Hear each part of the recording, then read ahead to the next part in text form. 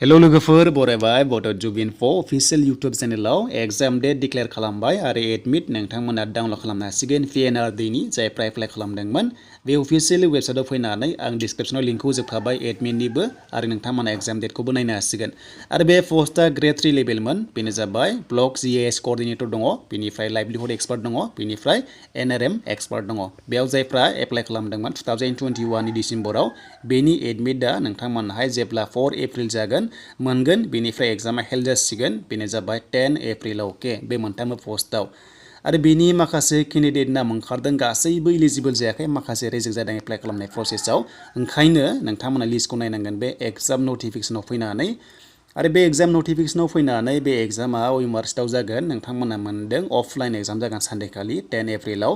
आरो बे पस्टआ बेयाव दंखाजोबो डेट अफ एग्जामिनेशना बेनो 10 एप्रिलाव गासिबो जागोन कन्डाक्ट जागोन बेनिफ्राय 11 AM निफ्राय 1 PM सिम जागोन टाइमिंआ अके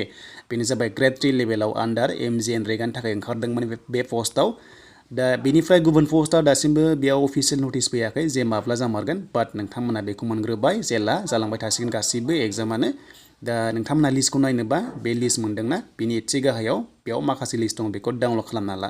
दा बेखौ डाउनलड खालामनानै जायफ्रा बे लिस्टआव ओंखारदों बैसोरसो एग्जामखौ होनो मोनगोन आरो जायफ्रा रिजेक्ट जाबाय एग्जामखौ होनो मोनला आरो जोबोर मोजां चान्स जादों बेयाव माखासे सर्ट लिस्ट केन्डिडेट ओंखारदों नोंथांमोना बे इमेजआवहाय डाउनलड खालामनानै लिस्टखौ नायनो हागोन बेनिफ्राय माखासे नेमफोरा एसे गोरोन्थि फैदों बादि मोनदों माखासे नुल दङ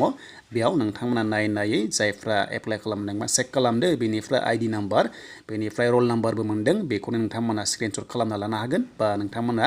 PDF फाइलखौबो डाउनलड खालामनो हागोन लिंकखौ डिसक्रिप्शनाव होनाय जाबाय दा बेखिनिसिमोन PNRD नि अफिशियेल नटिफिकेशन बेनिफ्राय नेक्स्टआव मा आपडेट फैयो नोंथांमोना नेथ'दो आरो आसाम पुलिसनि रिजाल्टआ थाबैनो ओंखारथारसिगोन बे फार्स्ट उइकआवनो फैनायनि चान्स दङ बेनो जाबाय ABUB कनस्टेबल अके थ' बेनि सोमोन्दै लोगोफोर लेटेस्ट आपडेट PNRD नि